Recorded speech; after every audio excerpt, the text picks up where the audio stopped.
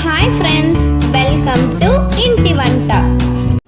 ఇవాల్టి రెసిపీ వచ్చేసి వెజ్ బిర్యానీ అండి. ఎంతో టేస్టీగా ఉంటుందన్నమాట. ఇది చేయడం చాలా చాలా సింపుల్ అండి, పెద్ద కష్టమేమీ కాదు.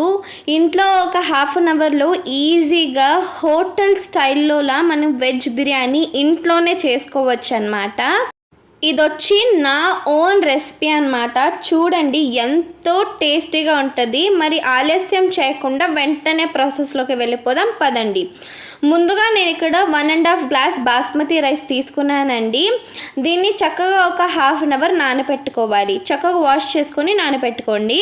మీరు కావాలంటే నార్మల్ రైస్తో కూడా చేసుకోవచ్చు. అలాగే పొటాటోస్ అనేవి ఈ విధంగా ఫ్రెంచ్ ఫ్రైస్కి కట్ చేసినట్టు పొడుగ్గా కట్ చేసి పెట్టుకున్నాను. అలాగే ఇందులోకి హాఫ్ కప్ వరకు పచ్చి బఠానీని తీసుకోవాలండి.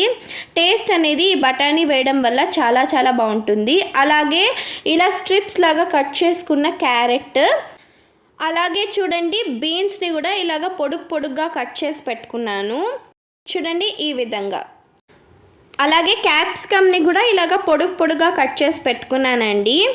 ఈ రెసిపీకి అన్నీ కూడా పొడుగ్గా కట్ చేస్తేనే టేస్ట్ అనేది చాలా చాలా బాగుంటుంది. ఎందుకంటే మనం తీసుకునేది బాస్మతి రైస్ కాబట్టి వెజిటేబుల్స్ అనేవి పొడుగ్గా ఉంటే మంచి లుక్ వస్తుంది. అలాగే టేస్ట్ కూడా చాలా చాలా బాగుంటుంది అన్నమాట.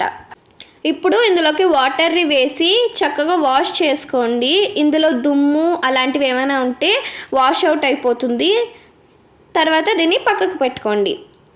ఇప్పుడు మసాలా కోసం ఒక మిక్సీ జార్ తీసుకోండి. అందులోకి ఒక ఫుల్ వెల్లుల్లిని ఇలా జస్ట్ ఊరికి అలా పైన పొట్టు తీసుకొని వేసుకోండి.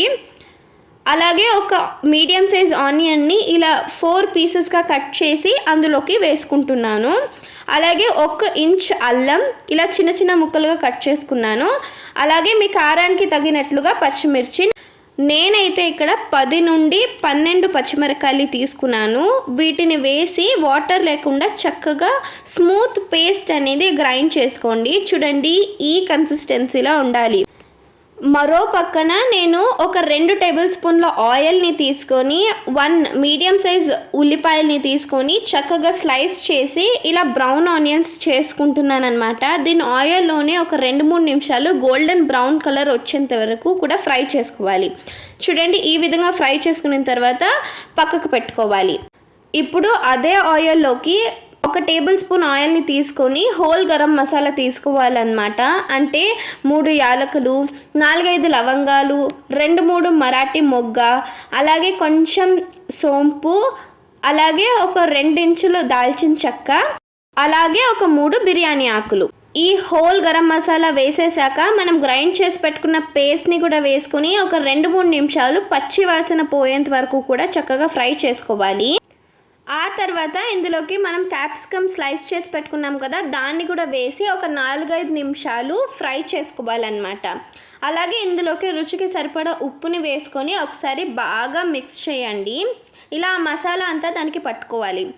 ఆ తర్వాత మనం పొడుగ్గా కట్ చేసి పెట్టుకున్న పొటాటో, క్యారెట్, బీన్స్ వేసుకోండి. అలాగే మనం బఠానీ అరకప్పు తీసి పెట్టుకున్నాం కదా, దాన్ని కూడా వేసుకొని చక్కగా ఒక 7-8 నిమిషాలు బాగా ఫ్రై చేసుకోండి.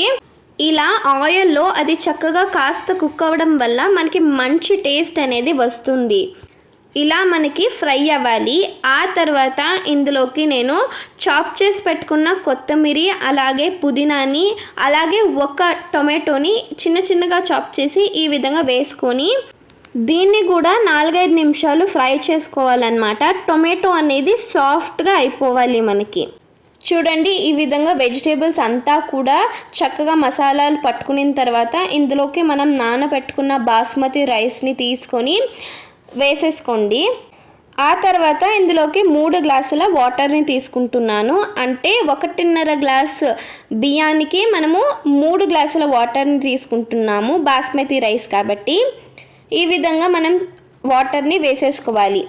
ఆ తర్వాత ఇందులోకి మనం ఫ్రై చేసి పెట్టుకున్న బ్రౌన్ ఆనియన్స్ని, అలాగే 1 లెమన్ జ్యూస్ అనేది వేసుకోండి. వేసిన తర్వాత కొంచెం ఒక చిటికెడంతా ఆరెంజ్ ఫుడ్ కలర్ని కూడా వేసుకొని బాగా మిక్స్ చేసుకోండి. మిక్స్ చేసుకున్న తర్వాత మూత పెట్టి ఒక 2 విజిల్స్ వస్తే చాలండి. ఎందుకంటే ఇది బాస్మతి రైస్ కాబట్టి మనకి పొడి పొడిగా రావాలి కాబట్టి 2 విజిల్స్ అనేది పర్ఫెక్ట్గా ఉంటుంది.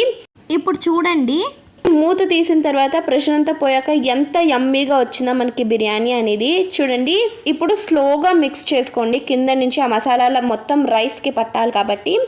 చూడండి, మిక్స్ చేసుకున్న తర్వాత ఎంత యమ్మీగా టేస్టీగా ఉందో. అంతే అండి, ఆ తర్వాత మనం సర్వ్ చేసుకోవడమే. అంతే అండి, ఎంతో రుచికరమైన వెజ్ బిర్యానీ అనేది రెడీ అయిపోయింది. మీరు కూడా ట్రై చేయండి. Thank you for watching. Please like, share and subscribe to my channel.